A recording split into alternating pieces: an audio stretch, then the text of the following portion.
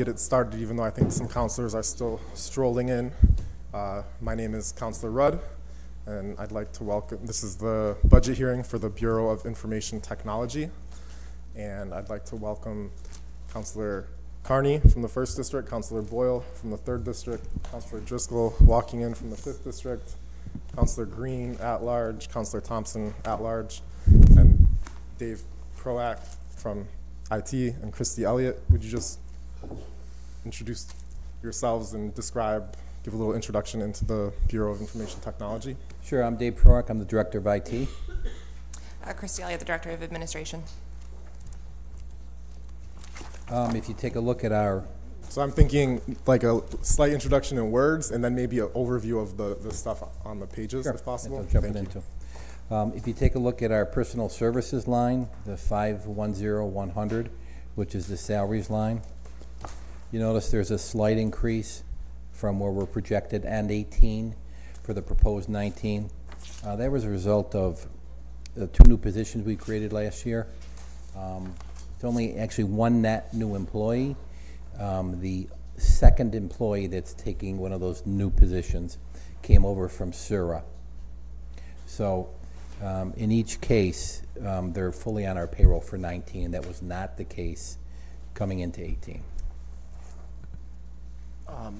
Just a question on that. I see that one of the positions that we're sort of, I guess, eliminating or not filling is that data processing project manager. And then it appears that we're adding, is it more in an area that we haven't? So there were 2 positions that I proposed. Okay. Neither of them are going to be filled. Okay. Okay, so I did propose 2 positions. And what tends to happen is when we have titles that are on our civil service roster for a department, once you have it added, it's easier just to keep it there unfunded and vacant than get rid of it. If you have to add it down the road, it's just that much more work. Yeah, and I guess my only question is whatever role that individual is filling, obviously there's got to be somebody else that's going to sort of fill Sure, and so that was a long-term employee who retired, and we had hired in anticipation of that retirement when we were notified that that person was retiring. And that is the data processing project manager. That's a very old title. That's not, I don't think it's currently in use anymore. So. Okay, all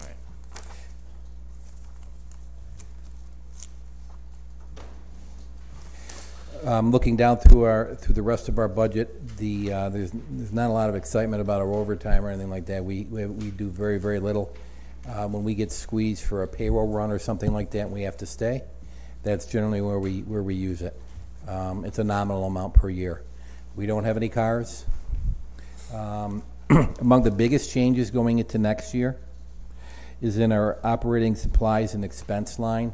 That's 540-500.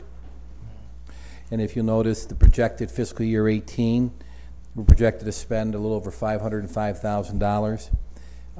The proposed of 19 is $667,000, so that's a net increase of about $162,000.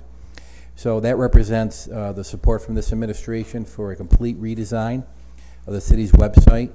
I have a budget line in there for $175,000 for that project. So net of the website redesign, we cut our operating supplies by about, I think it's about $12,000. So is the plan to do that in-house, or do you contract that out? Or? No, we'll certainly have a RFP committee here and some guidance internally, but we'll be purchasing a tool and we'll be contracting with somebody to help us do that.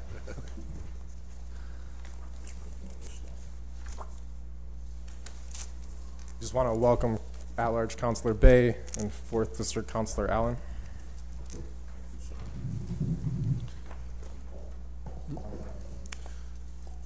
So sorry, can you outline what some of the website overhauls will be included in that boost?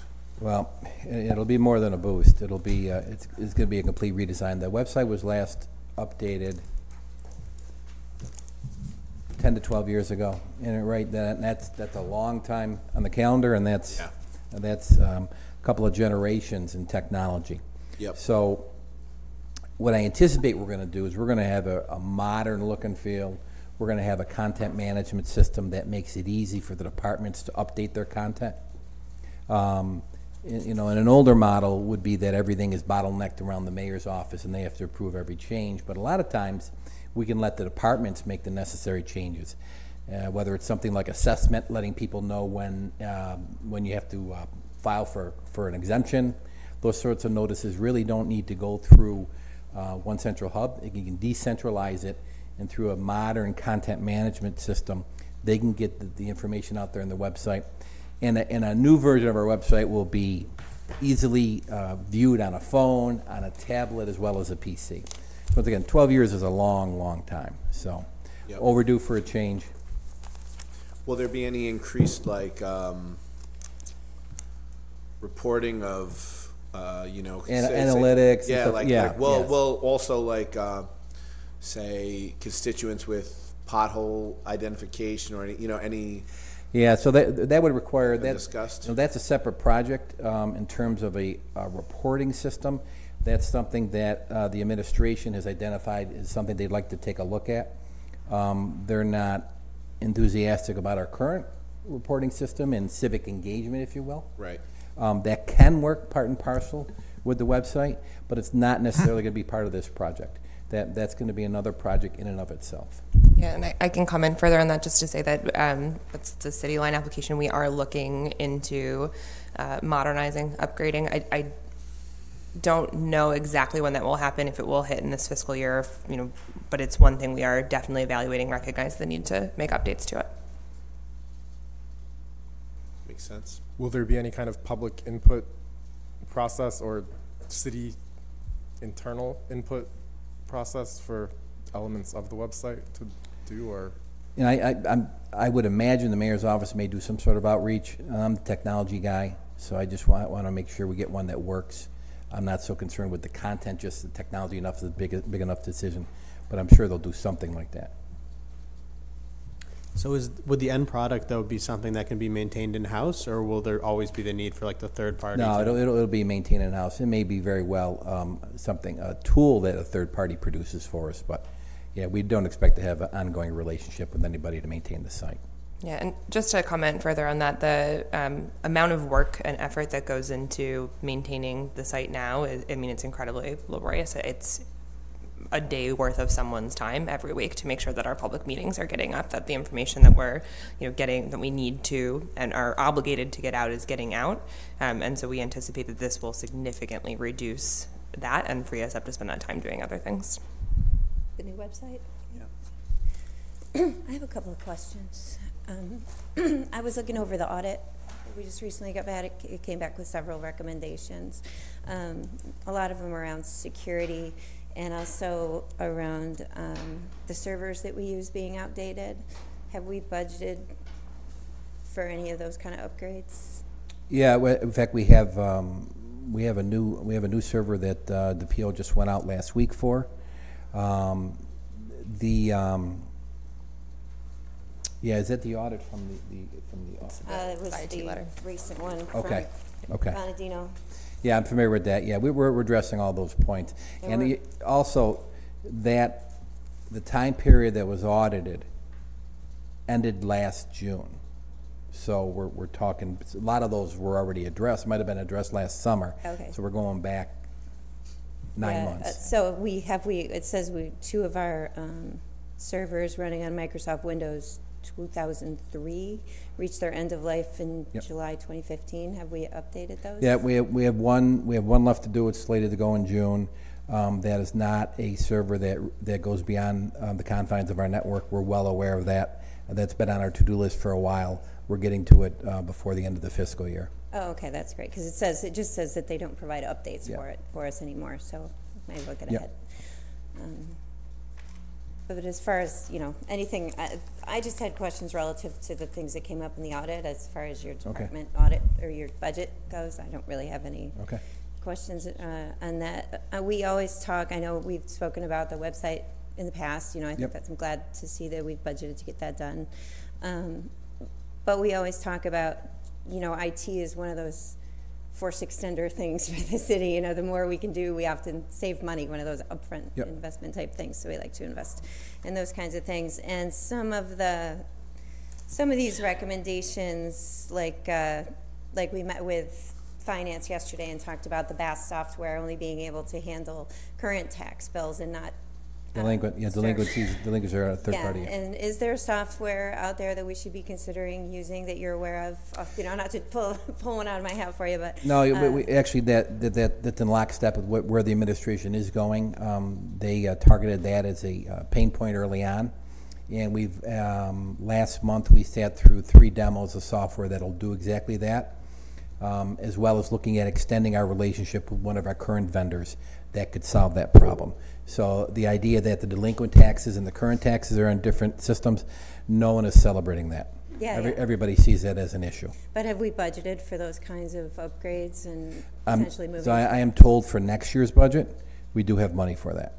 Is BAS software, if we got a better version of or an updated version of it, can that software handle that kind of work? No, they can't. In fact, the situation we're in where there are 2 disparate systems, we originally contracted with BAS to produce a system that would handle both current and delinquent taxes.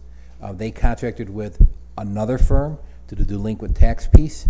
So that's kind of how we find ourselves in that situation. Nobody's happy about it, and this administration made it clear early on that they wanted to address that. And then just finally, they had a lot of security issues come up as far as formal restoration testing on data backups and things like that. We've identified we need to do a better job with our written policies, and that's something we're actively working on. Okay, great. I don't have any more questions. Thanks, Counselor.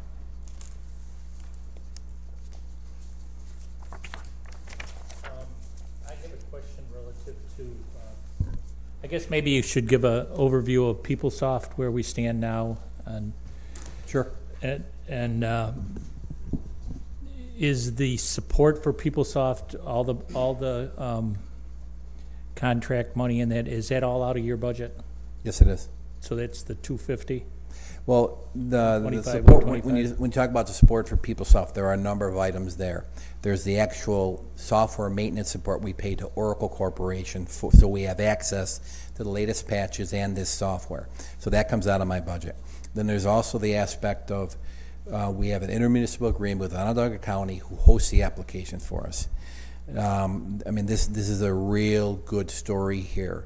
And a lot of municipalities, everybody buys their own. We didn't do that. We saved millions of dollars by piggybacking on what the county has done. So the payments for that IMA come through my budget as well. Okay. In particular, what I would like to talk about is, and I know we've had some discussions about this, but to see if maybe we're headed in that direction, or if there's monies available this time forward, or if it's not. I'm talking about utilizing the system in order to do scanning for the police department for timekeeping records. Yeah. So the roadmap is in draft format right now. That's the name of the program? No, that's just it's my terminology. Okay. How to get there? Okay. I've had discussions with the county, and I think we have a proposal ready to go. I've shared that with Christie and the administration. When you first walk in, I think there's a lot of needs right now, so they're trying to prioritize them. So we're looking forward to going to utilize possibly the Chronos system that the county's been live on for a while as well. So. Yep. I will just comment further to say we are having ongoing conversations. I met with Steve Morgan last week at the county to talk about where they are in terms of implementation of that side of PeopleSoft, and they anticipate they'll be moving forward with a lot of that in this coming year. I think would like to be not far behind them. We are also, as you guys are aware, actively seeking additional sources of funding to be able to expand PeopleSoft in the event that we do move forward with the FRB. I think one area where they've eagerly provided other municipalities with funding is exactly for timekeeping software in ERP systems like PeopleSoft. So I'm hopeful that we could get access to that kind of money to support it. So it does get a little complicated. Timekeeping system system that the county uses is Kronos. They've been live on it for a while. They're a leader in the timekeeping industry. We would have the ability to mimic what we did with PeopleSoft. We could utilize the Kronos install at the county for our timekeeping system. So it's a real win. We don't pay for the installation. We pay for our licenses, and we'd have a modern timekeeping system. That very next step is to tie that in with a modern payroll system. The county's been working on their payroll project, and they expect to go live sometime this year. They're not live right now. They are live with Kronos, but not with their payroll on PeopleSoft. Okay, so that is a PeopleSoft program? Kronos is not, but they use it to feed the PeopleSoft payroll system. So before we would go to modernize our payroll system, we really need to address our timekeeping system. And the path of least resistance is probably to partner with the county on that. Okay. It's in all our thoughts and the structure of what we're looking at. My concern is that if we weren't, or if we were and there weren't money, that this would be the time to appropriate money from the police department side to move it over here. So I can tell you, I've gone down the road a little bit on this. A few years ago, Kronos bought a company called Telestaff, and Telestaff specializes in the scheduling for first responders. So it's specifically built for fire and police. So that is now part and parcel. That's part of Kronos now. So yeah, that would be a great solution for the police and fire needs. Okay, thank you. Welcome.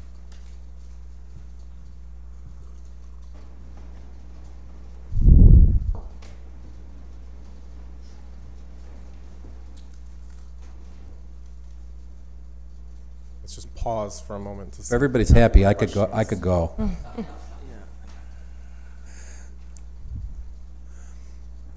Councilor Rudd likes to try to make the most of the time available. I do. I understand. We're here. I go home and I regret it all when I get there. I'm like, oh, if only I had Dave Prowak here. You can email me anytime, Counselor. In fact, with your new tablets, it's even that much easier. I had to get a dig in there, right? The tip of the fingers. Any other questions? All right, I'll close this session. Very Thank good. you for your time. Thank you. Thank you.